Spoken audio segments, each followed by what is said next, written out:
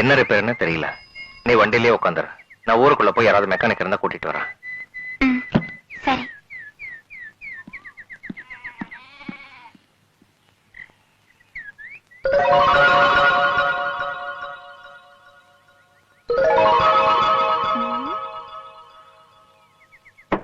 Hello,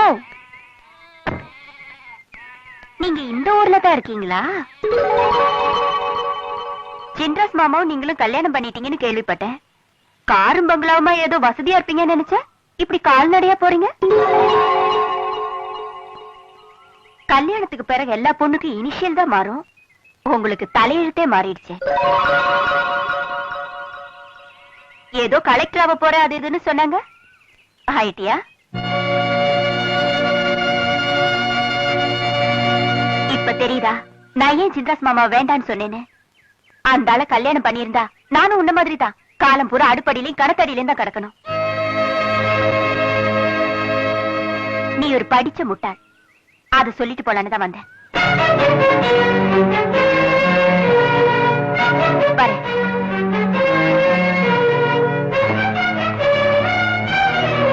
யாரோ சொன்னா கூட நான் வருத்தப்பட்டிருக்க மாட்டேன். ஆனா யார் முன்னாடி நான் நல்லா வாழணும்னு ஆசைப்பட்டனும் அவளே என்ன கேவலப்படுத்த முடியாது ஆயிடுச்சு. பத்தியா, அதைத்தான் என்ன தாய்க்க முடியல. நான் வேணா படிக்காத முட்டாள இருந்துட்டு போறேன். ஆனா நீ படிச்சிருந்த முட்டாள இருக்க கூடாது. சின்ன வயசுல இருந்தே நீ ஆசைப்பட்ட மாதிரி ஒரு கலெக்டர் ஆகி காட்டணும். அது ஒன்ற ஆசை மட்டுமல்ல, என்ற கௌரவம் அடங்கி இருக்கு.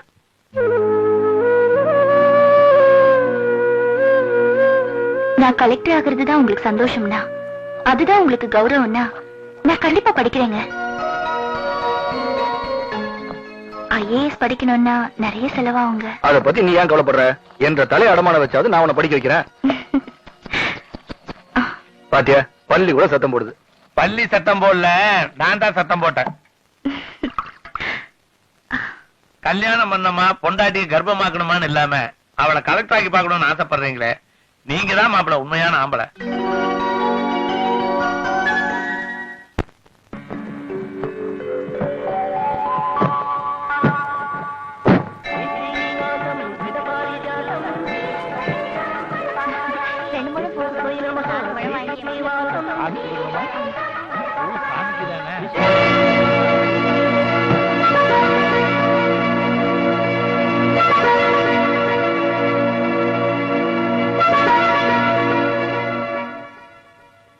அஞ்சு, ஆறு, ஏழு, எட்டு. எப்படி எப்படி முதலாளி கூட உட்கார்ந்துதான் வேலை செய்வாரா? இவரு படுத்துக்கிட்டே வேலை பாப்பாரா? 9, 10. என்ன பாத்துட்டு இருக்கீங்க? வேண்டுதல். போங்க போங்க. 11. ஏதாவது ஒண்ணு சரியில்லைன்னா என்ன பண்ணுவீங்க? என்னடா செய்வோம்? உங்களுக்கு தான் தெரியுமே. கலட்டி தூக்கி எரிஞ்சிருவோம். இப்படி எல்லாம் மூட்டை தூக்கி கூலி வேலை செஞ்சுதான் குடும்பத்தை காப்பாத்தணுமா? அப்படி என்னங்க அவசியம்? நான் படிச்ச படிப்புக்கு கூலி வேலை தான் பார்க்க முடியும். முதலாளி ஆக முடியுமாக்க? ஏன் ஏன் ஆக முடியாது? நம்ம கிட்ட பணம் காசு தாங்க இல்ல. உழைப்பு இல்லையா? முயற்சி இல்லையா? இல்ல புத்திசாலித்தனம் தான் இல்லையா? கரெக்ட்மா, நான் கூட அதான் யோசனை பண்ணேன். ஏமாப்ல, ஒரு பழைய பஸ் விலைக்கு வருது, நீங்க அதை வாங்க கூடாது? இதெல்லாம் நடக்கிற காரியங்களா? பஸ்ல போறது கூட வழி இல்லாம தான் நடந்து போயிட்டு இருக்கிறேன். நானாவது பஸ்ஸாவது வாங்குறதாவது. இத பாருங்க மாப்ள, பணத்தை பத்தி கவலைப்படாதீங்க. எவ்வளவு பணம் வேணாலும் கேளுங்க, நான் தர்றேன். சும்மா வேண்டாங்க, கடனா வாங்கிக்கங்க. உங்களால எப்ப முடியுமோ அப்ப திருப்பி கொடுங்க. சொந்தக்காரனா தான் ஏத்துக்கல, அட்லீஸ்ட் கடன்காரனாவது ஏத்துக்குவீங்கன்னு பார்த்தேன். அது கூட நீங்க தயாரா இல்லைங்கும் போது இனிமே நான் இந்த ஊர்ல இருக்கிறதே அர்த்தம் இல்லை. பரமாப்பிள அங்கிள் கொஞ்சம் நில்லுங்க. அங்கிள் இவ்வளவு சொல்றாங்கல்ல, நாம வாங்கிக்கலாங்க. சீக்கிரமா வட்டியும் முதலுமா திருப்பி கொடுத்துடலாம். சரிங்க.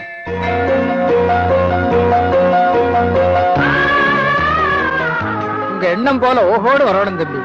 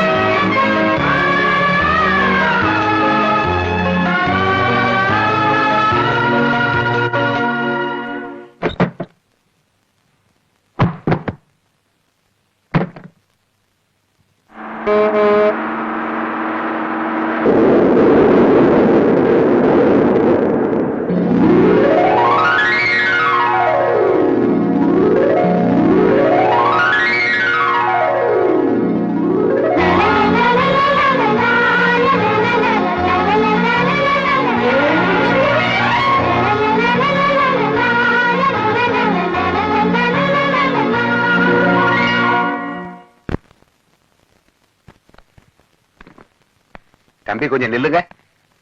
நாங்க பொள்ளாச்சி தாலுக்கால இருந்து வரோமுங்க. கலெக்டரை பார்த்து ஒரு பெட்டிஷன் கொடுக்கணும். இவ்வளவு பேர்லாம் அனுப்ப முடியாதுங்க. யாரா 2 பேர் போலாம். உங்களை யாருங்க பிரசிடென்ட்? பிரசிடென்ட் எல்லாம் வரலீங்க. கவுண்டரியே தான் எங்களுக்கு எல்லாமே. சக்திவேல் கவுண்டர்னு சொல்லுங்க. ஒரு சீட்ல எழுதி கொடுங்க. நோ பொலிட்டிஷியன்ஸ் பத்திலாம் நீங்க கேர் பண்ணாதீங்க. நமக்கு லா அண்ட் ஆர்டர் தான் முக்கியம். நீங்க என்ன ஆக்ஷன் வேணாலும் எடுத்துக்கங்க. மேல வந்தா நான் பாத்துக்கிறேன். Okay? It's a burning problem. We should do something. Pollachi தாலுகாவுல இருந்து யாரோ பெரியவங்க எல்லாம் வந்திருக்காங்க. ஏதோ மனு கொடுக்கணுமா? அவங்கள வெயிட் பண்ண சொல்லுங்க. நான் அப்புறமா பாக்குறேன். சரிங்க.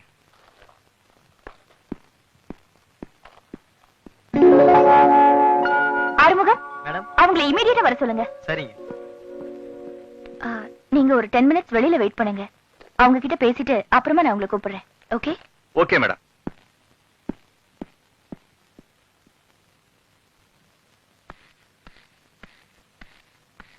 வணக்கங்க. வணக்கம். உட்காருங்க.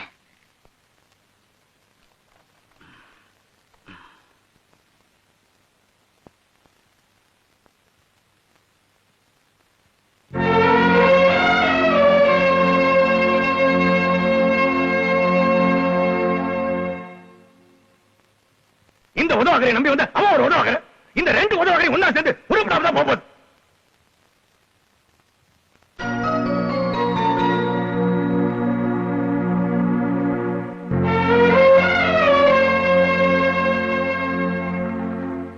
உங்க தாலுகாவுக்கு ஆலியார் டேம்ல இருந்து தண்ணி திறந்து விடணும்னு பெட்டிஷன் கொடுத்திருக்கீங்க. நீங்க உட்காரலாம். இந்த தாலுகாவுக்கு ஆல்ரெடி நாங்க தண்ணி திறந்து விட்டுருக்கோமே.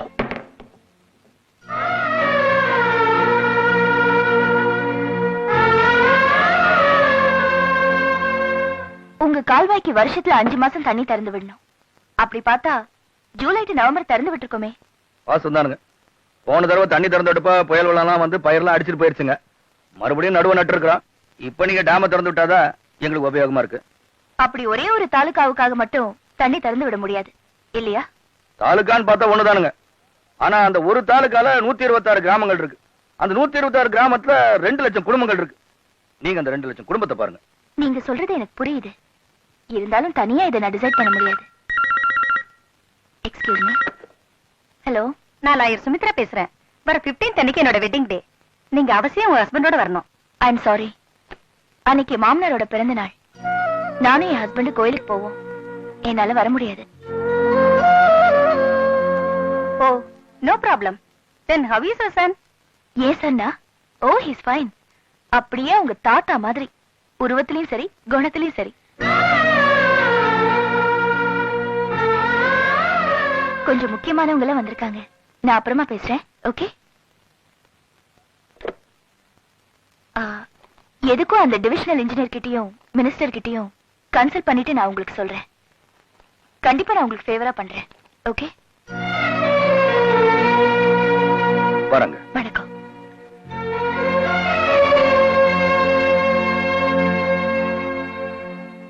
ஆனால் நம்ம கலெக்டர்மா ரொம்ப புத்திசாலிங்க. மாவட்ட கலெக்டராகவும் நடந்துக்கிட்டாங்க, மாமனாருக்கு மருமகளாகவும் நடந்துக்கிட்டாங்க. நான் எல்லாம் கவனிச்சுக்கிட்டு தானுங்க இருந்தேன். மாமனாருக்கு மரியாதை கொடுக்கணுங்கிறதுக்காக நின்னுகிட்டு இருந்ததையும் கவனிச்சேன்.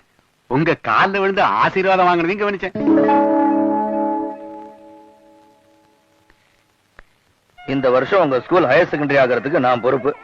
ரொம்ப நன்றிங்க.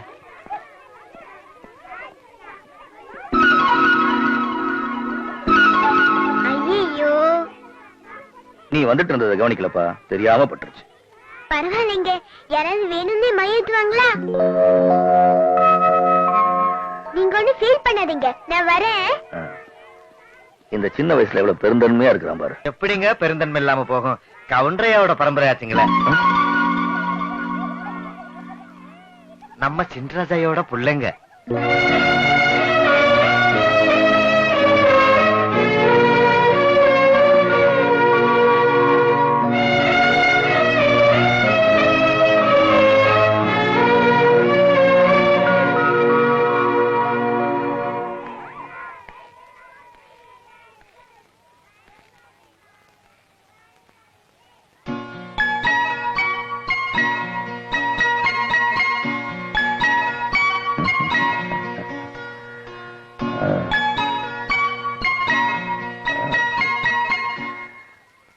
உன் பேர் என்னப்பா? சக்திவேல். சக்திவேல். சத்தம் போட்டு கூப்பிடாதீங்க. அது எங்க தாத்தா பேரு. யாரும் அவரை பேர் சொல்லி கூப்பிட கூடாது. உன் தாத்தா அவ்வளவு பெரிய ஆளா? என்ன, அவரை பார்த்தா ஊரே பயப்படுமா? உனக்கு அவரை பத்தி தெரியாது, அதான் விளையாட்ட நினைச்சிட்டு இருக்க. உனக்கு அவரை பத்தி தெரியுமா? எனக்கும் தெரியாது.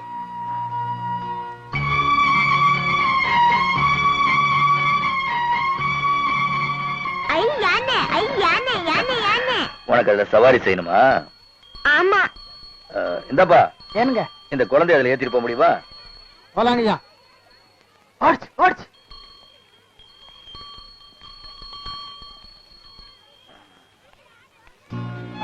பத்து பத்து பத்து.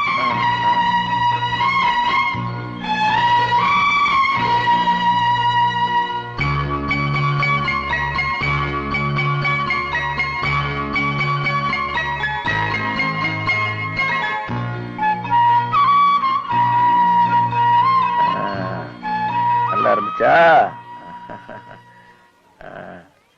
இந்தப்பா.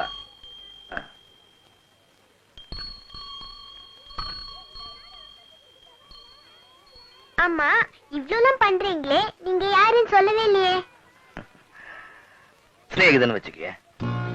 ஸ்நேகிதன்னா ஃப்ரெண்டு. அப்ப நீங்க எனக்கு ஃப்ரெண்டா? ஆமா. ஓகே ஃப்ரெண்ட், பஸ் வந்துருச்சு, நான் வரேன்.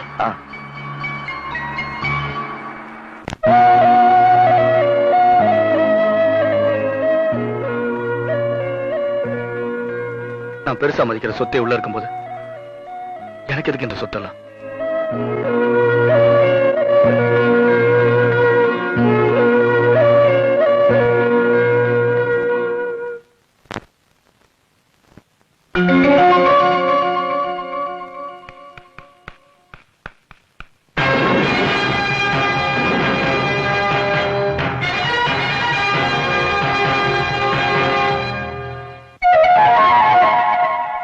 வணக்கம். வணக்கம், உட்காருங்க.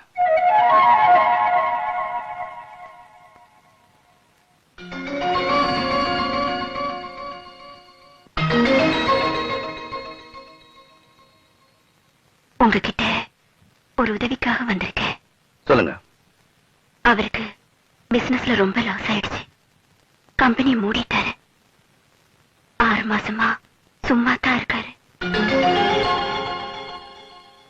உங்க சுகர் ஃபேக்டரியில மார்க்கெட்டிங் மேனேஜர் வேணும்னு பேப்பர்ல விளம்பரம் வந்திருந்தது.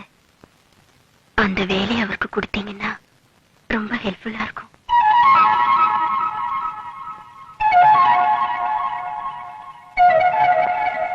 அவங்களுக்கு சாப்பிடுறது ஏதாவது கொண்டு வா. என் கம்பெனில உங்க ஹஸ்பண்ட் ஒர்க் பண்றதுல உங்களுக்கு ஒன்னும் கௌரவ குறைச்சல் இல்லைன்னா எனக்கு ஒன்னும் அப்செக்ஷன் இல்ல. நாளைக்கு வர சொல்லுங்க, அப்பாயிண்ட் பண்றேன். ஆபீஸ் நேரம் ஆயிட்டு இருக்கு, நீங்க பேசிட்டு இருங்க, வரேன். சரிங்க.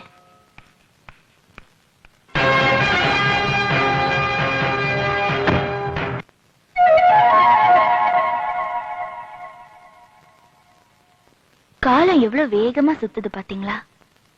யார படிக்கலங்கிறதுக்காக தூக்கி எறிஞ்சீங்களோ, இன்னைக்கு அவர்கிட்டயே உங்க படிச்ச ஹஸ்பண்டுக்காக வேலை கேட்டு வந்திருக்கீங்க.